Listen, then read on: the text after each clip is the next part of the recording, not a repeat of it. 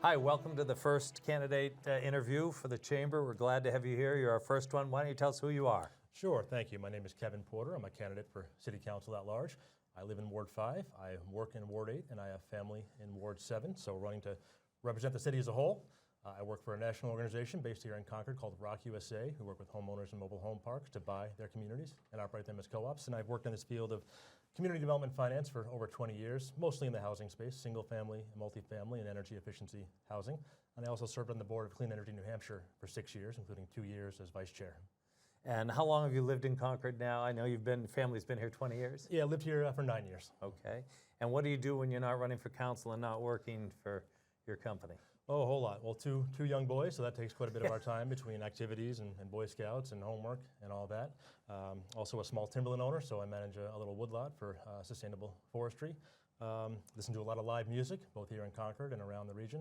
Keep our family, our boys active in music, and just a lot of time outside with family. So. Great. All right, well, we sent some questions to all of the candidates so you have a little chance to think about them. I'm just going to read the questions so that viewers will understand what we're talking about. But our first one was, in order to keep the tax rate from not increasing more than 3% per year, the city would have to realize approximately $2 million in new tax revenue every year. What's your ideas? What ideas do you have on that? So a few ideas there. I mentioned my organization. We've been growing quite a bit, but we've actually shed half of our office space recently. I think this is a theme we're going to see across the country for the intermediate term at least, where we're going to need less office space, less commercial, but more residential. So I think we really need to look at how we utilize commercial or industrial parcels that are currently underutilized, add value, and find a way to add housing, sort of an urban infill approach is one way. I think we also have to look at the spending side of the equation, making sure that the city of Concord does not compete with the private sector. Specifically, I'm talking about the current clubhouse project, which is being contemplated, $5 million. Part of that project will include office space and restaurant facility space, which would effectively compete with the private sector. So I need to make sure that the city stays in the business of government and is not developing projects that compete with the private sector. Great. Affordable housing. Everybody talks about it. Mark Twain used to say everybody talks about the weather, nobody does anything about it. A lot of candidates have talked about changing the zoning densities to increase the number of units, which will help drive down land costs per unit. But given that land costs are only 10% of a development cost here in town, what ideas do you have to increase workforce housing so that more young families can move in and employers can find places for their employees to live? Yeah, sure. Top of mind for everybody, and having worked in housing for 20 years, certainly have some ideas on that. I think land costs might be a little higher than 10% from my experience, but I understand the question. I think some of it goes back to that repurposing underutilized commercial space, but density is a big part of it. And I think in New England, so much of our housing stock is small multifamily, 3 units, 6 units, this type of thing, which might not have the big splashy, ribbon cutting as the big projects, but add those all together and they do make a difference. And I've talked to a lot of homeowners in Concord that have some acreage, or maybe they have an old garage that's not being used, and they'd like to build that into an apartment or an accessory dwelling unit. I think the ADU law that passed 7 years ago, I think it was, 750 square feet is a good start. That's really not a lot of space. Maybe for an elderly parent or a kid coming back from college, that might work, but you get up to 2 people, that's really not a whole lot of space. So can that be expanded to maybe 1,200 square feet? Finding ways to do infill. Right here on Store Street, we saw how that parking lot was converted to commercial businesses, which appear to be flourishing. So that's kind of a very large scale example, but I think there are much smaller scale examples you can see all over town. All right. Homelessness is an issue in Concord. It's an issue statewide. The problem seems to be growing, and there have been significant efforts by the coalition and others. It creates an increased burden on municipal services, has negative impacts on property owners. There was just a recent article, I think today as we're taping this, in the Concord Monitor about some of the challenges and health and safety issues. There have been some progress made, but I think there's a concern that there's no comprehensive solution and that the problem's getting worse. Do you think the problem's getting worse? And what would you do to try and improve that situation for neighborhoods and for those who aren't housed? Well, it's certainly getting more visible, and there appear to be more incidents recently that sort of make it top of mind for everyone. One bright spot in the fight against homelessness nationally has been amongst veterans, which good for us. I mean, we should at least take care of those who served us with housing, right? One reason for that, or the main reason for that, is that a housing-first approach has been taken, which makes all the sense in the world. If you don't have that stability of a home to store your belongings and get mail and all that, understand how it's hard to get a job and do all the other things that a productive resident can do. Of course, that's easier said than done. It's very hard to build housing here in Concord particularly. But I think there are things that can be done. For example, parking ordinances. If you're building a small apartment building that's transitional housing, supportive housing, where the folks that live there really need a car at that point in their life, I mean, that needs to be looked at. I mentioned before about finding ways to do infilling. That all plays into it. More broadly, I think we need to make sure that first responders have the resources they need. This is a really big problem. Police officers, firefighters facing things they didn't have to face 20 years ago. I think having the social worker on the police force is an approach that shows innovation and compassion. Very interested to see how that works out. But this really is a all hands on deck approach, and I think it starts with the housing first model. The Housing First model, which gets talked about a lot, has been successful with veterans because the federal government puts so much money in there.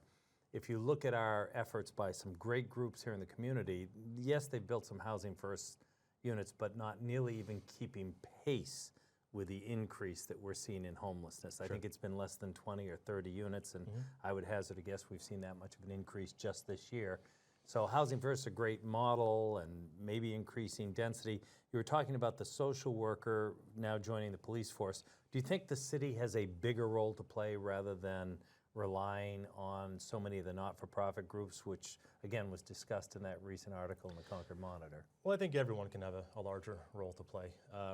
For commercial landlords that operate multifamily housing, it's a conversation. Would you be willing to put one supportive or transitional unit into your new building? Again, just start with a conversation. Okay. For families that own single-family homes and again have that garage, maybe they wouldn't feel comfortable housing a formerly unhoused individual. But again, all housing we can add to the mix. It all helps on the crunch here because we are in a crisis moment. Also, we talked a little bit about sort of codes and regulation and that sort of thing. I think we need to look at weighing who those codes and regulations are intended to protect in our community, and are they really doing that? I'm sure some are. Some I'm not so sure. The housing crisis is causing harm to people now, physical, emotional, and financial harm. So I think we need to weigh that versus all of these layers of regulation and whether they really are serving our community. Good thoughts. I will tell you, talking to private landlords, most who have experimented with the Housing First model have not had great success because many of the people who move from homelessness to a first apartment need such an intense level of supportive services that are frequently promised but sometimes not delivered, and all it takes is one bad experience for that one supportive Housing First unit to go bad to then impact a landlord's reputation throughout. So glad to hear you say you think there's a greater role for the city. Fair to say? For everyone, yes, Okay. including the city. Yes. All right. Let's move on. Tourism. Do you think tourism should be part of trying to help the economic growth in Concord? And what would you do to try to support or increase tourism in Concord? Absolutely, I do. And I think it starts with having a consistent plan, a consistent approach. Really, who are we in Concord? What is the tourism strategy? I think there are a number of potentials. For example, the arts. I'm a big fan of live music, and I've really enjoyed seeing the live music scene flourish here in the last few years. I don't think that's really been marketed to outside folks coming in from across the region. There's, of course, a lot of talk about people heading up north. Do they stop here on their way? I don't think that's really been marketed either. We have a couple of great outfitters here, outdoor sports shops. People want to stop, get their equipment tuned up, get some new equipment, stay for the night, go out to dinner, and go see a show, that sort of thing. Also, agritourism. Very often for farmers to make the numbers work, they need that agritourism approach, whether you're hosting weddings or festivals or live concerts, that sort of thing. So I think we need to make it easier for farmers to do that. Do you think, a little bit off the script a little bit, do you think we need to do more? We redid the Main Street a few years ago, but since then there hasn't been much attention to the Main Street, not neglect, but certainly no more efforts on the scale that we've seen. Do you think we need to do more to help the downtown, or do you think the downtown's pretty good as it is? And I know that wasn't a prepped question, but just trying to look a little candor. I was here when that was being built, and I think it's been a good success. Again, I've been coming to Concord for 20 years, really enjoyed seeing the resurgence and the new vibrancy in town, but I think it goes back to housing. I think a lot of restaurateurs are hesitant to open up new spaces here because without the foot traffic and without the population density, the numbers just aren't going to work. So I think at this juncture, getting more people downtown, more of that infill housing and that small multifamily housing is really what's needed to keep the momentum going. All right, and then that sort of follows up on that, and you touched on it. Every tourist weekend, and if you saw this Columbus Day weekend, the southbound and northbound traffic, tens of thousands of cars drive by Concord. One complaint for those who've been here a long time, and you drive through Manchester, it's brightly lit, there's colors, there's variety. You'll remember when Hotel Concord got permission to put up a colored sign. That was a big controversy. There's still debate in some of the planning levels around the city of Concord whether that was a good idea. But when you drive up through Concord at night, you see this sort of somewhat lit State House dome and the Hotel Concord sign. And the rest of Concord, it's the backside of the city, which back when sewers were rivers and vice versa, that's how it developed. What do you think we should do to try and get some of those cars to come off and come downtown? Do we need bright lights? Do we need murals? You like the idea of trying to advocate to get a crossover over the river onto the land on the other side? What you thinking there? Yeah, I don't think it looks bad from the highway. Again, it's just something that I don't think people really think about. There hasn't been a consistent marketing approach to get people to stop here downtown. Again, let's get people to extend their weekend. Stop here for a show. Stop here for, to go to a restaurant, that sort of thing, the arts. I think that anything we can do to bring more attention to downtown is probably the good next step. I don't think it's a matter of lighting or brighter lights on the State House. So I just want to follow up on that. So you think that driving north where the facade that Concord presents to the northbound or southbound traffic is good enough? Well, there could always be better curb appeal, I think. But again, I don't think that's the determining factor. I think if someone's going to stop in Concord, stay the night, have a restaurant, see a show, they're making that decision beforehand. So I think there needs to be a more concerted approach to reaching out to people and marketing the city. It's kind of the best kept secret. I love downtown Concord. I think people just don't know all of the amenities and resources and fun that exist down there. Great. We as we're taping this to show to everybody and hopefully help every candidate, you had the great courage to be the first one and trying to work the timing out, but we've gone through a couple of these questions and we've got a couple of minutes left. Is there some issue that motivated you to run that we haven't talked about? Because the ones we've presented are ones of interest to the business community. What else do we need to know about you and why you're running? I appreciate that. I'd say energy is probably one of those issues.